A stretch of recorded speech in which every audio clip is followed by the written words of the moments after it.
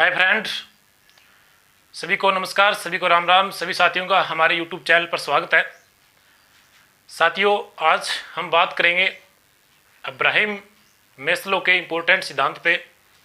ये जो सिद्धांत है साथियों, अभिप्रेरणा पे आधारित सिद्धांत है, जिसे हम आवश्यकता पदानुक्रम का सिद्धांत भी कहते हैं। साथियों, एक बात बताऊँ मैं आपको, अभिप्रेरणा या मोटिवेशन जिसे हम बोलते हैं, ये बहुत ही अच्छी चीज़ होती है।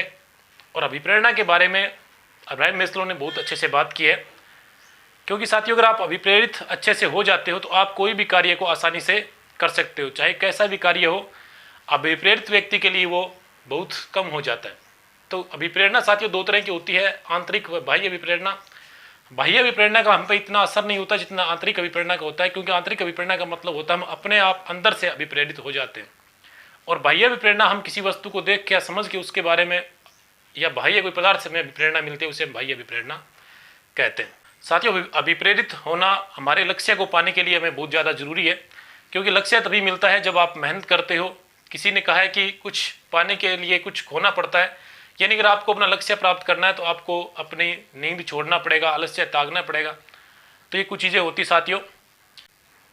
जैसे किसी ने कहा है साथियों कि यूं ही नहीं होती बारिश से मुलाकात, यूं ही नहीं होती बारिश से मुलाकात,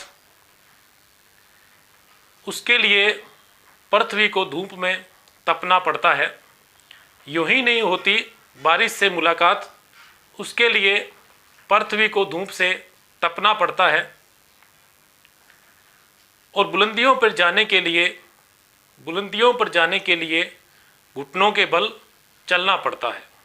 बुलंदियों पर जाने के लिए घुटनों के बल चलना पड़ता है। तो साथियों, कोई भी चीज़ ऐसी नहीं है जो हमें मेहनत करें और हमें ना मिले, लेकिन मेहनत उसके लिए हमें करनी पड़ती है। तो इसी पर आधारित साथियों ये अब्राहम मेस्लो का सिद्धांत है, जिसे हम आवश्यकता पदानुक्रम का सिद्धांत, नाभिकीय आवश्यकता का सिद्धांत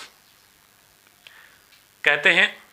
तो ये काफ़ी इंपॉर्टेंट सिद्धांत है साथियों, जो प्रत्येक व्यक्ति पे डिपेंड करता है।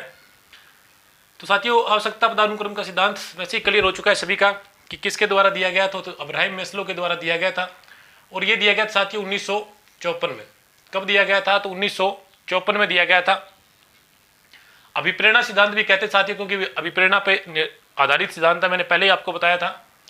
इसके अलावा जो है साथियों, हम जो है मानवतावादी मनोविज्ञान का आध्यात्मिक जनक जो है वो अब्राहम मेस्लो को कहते हैं।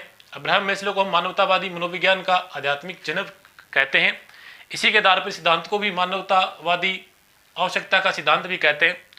अब्राहम मेस्लो की साथियों 3 पुस्तकें हैं, जिसमें से इंपॉर्टेंट पुस्तक पे हम बात करेंगे। सबसे इंपॉर्टेंट पुस्तक या चर्चित पुस्तक इनकी जो है वो है अभिप्रेरणा एवं व्यक्तित्व।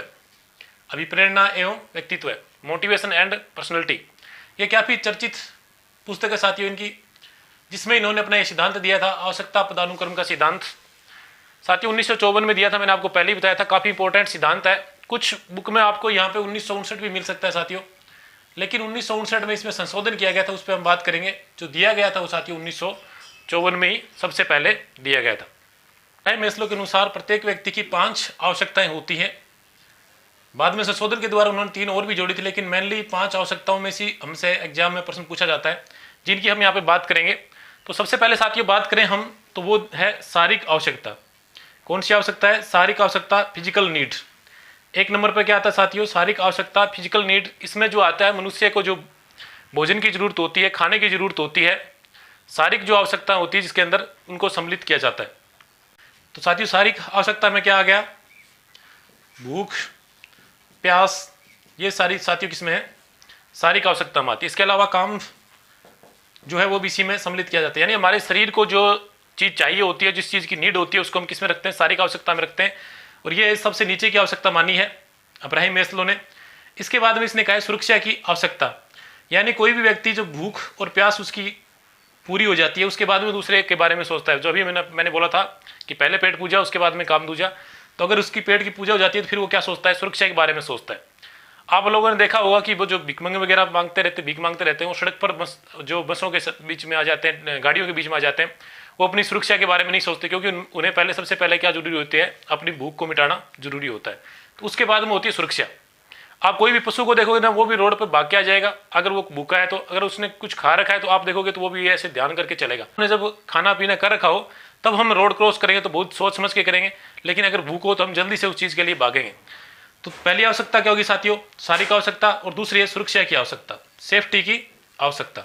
अगर व्यक्ति का ये पहली आवश्यकता पूरी होगी तो दूसरी वो सुरक्षा के बारे में सोचेगा। सुरक्षा आवश्यकता में साथियों जैसे हम बीमा करवाते हैं या कहीं और डिपॉजिट करते हैं, या हम जैसे मकान बनाते हैं, रहने के लिए मकान बनाते हैं, अच्छा मकान बनाते हैं, इस तरह की जो भी बीमा करवाते हैं, या अपने पास कुछ भी रखते हैं अलग से, जैसे बॉडीगार्ड वगैरह लोग रखते हैं, ज़्यादा उनको ज़्यादा जरूरत हो जाती है सामाजिक सुरक्षा की, उनकी बहुत ज़्यादा मतलब आवश्यकताएं पूरी हो जाती हैं। तो इस प्रकार की जो आवश्यकता होती है जिसमें हम बीमा, अगर प्रश्न पूछे हमें बीमा किससे संबंधित है, सुरक्षा आवश्यकता से संबंधित है साथियों। तो ये सुरक्षा आवश्यकता में आती है। अगर आपकी शारीरिक आवश्यकता पूरी होगी तो उसके बाद में आप किसके बारे में सोचोगे? सुरक्षा आवश्यकता के बारे में सोचोगे। चाहे कोई पशु हो, चाहे कोई व्यक्ति हो, उसकी अगर शारीरिक आवश्यकताएं पूरी होती है उसके बाद में वो क्या सोचता है? सुरक्षा आवश्यकताओं के बारे में सोचता है। यानी रोटी कपड़ा इसमें आ गया, और इसमें वो क्या सोचेगा? मकान के बारे में सोचेगा। तो ये दो इसकी हमने बात कर ले साथियों, शारीरिक और सुरक्षा आवश्यकता। अगर व्यक्ति को लगे कि वो सुरक्षित है, अच्छी तरह से रह रहा है, उसे रहने में कोई दिक्कत नहीं है, खाने पीने में कोई दिक्कत नहीं है, तब वो नेक्स्ट जो आवश्यकता उसकी होगी उसके बारे में सोचेगा। तो नेक्स्ट आवश्यकता है साथियों सामाजिक आवश्यकता। सामाजिक आवश्यकता जैसे लव नीड कहते हैं, यानी अगर व्यक्ति की आवश्यकता पूरी हो रही है तब वो महसूस करेगा कि उसे भी कोई प्यार करने वाला होना चाहिए, या वो भी किसी से प्यार करे। यानी अब वो शादी वगैरह की सोचेगा, अपना घर बसाने की सोचेगा, बीवी बच्चों की सोचेगा। तो ये क्या सोचेगा वो साथियों? दोनों आवश्यकता जब उसकी पूरी हो तो सामाजिक आवश्यकता के बारे में सोचेगा। तो तीसरी आवश्यकता कौन सी होगी साथियों? सामाजिक आवश्यकता होगी, जिसमें हम व्यक्ति क्या करता है? शादी करता है, फिर बच्चे करता है। ये जो सारी आवश्यकता है साथियों, ये किसमें आती है? सामाजिक आवश्यकता। जब उसे शारीरिक आवश्यकता कंप्लीट हो रही है, जब उसे सुरक्षा मिल रही है, तब वो क्या सोचेगा? सामाजिक आवश्यकता के बारे में सोचेगा। वो सोचेगा समाज में उसका भी कुछ स्थान हो, समाज में उसे भी लोग जाने। तो ये सामाजिक आवश्यकता साथियों 3 नंबर पे आती है। इसके बाद में हम बात करें साथियों, अगर उसे सामाजिक अवस्था उसकी पूरी हो जाती है तो अब वो क्या सोचेगा? सम्मान की आवश्यकता की तरफ सोचेगा।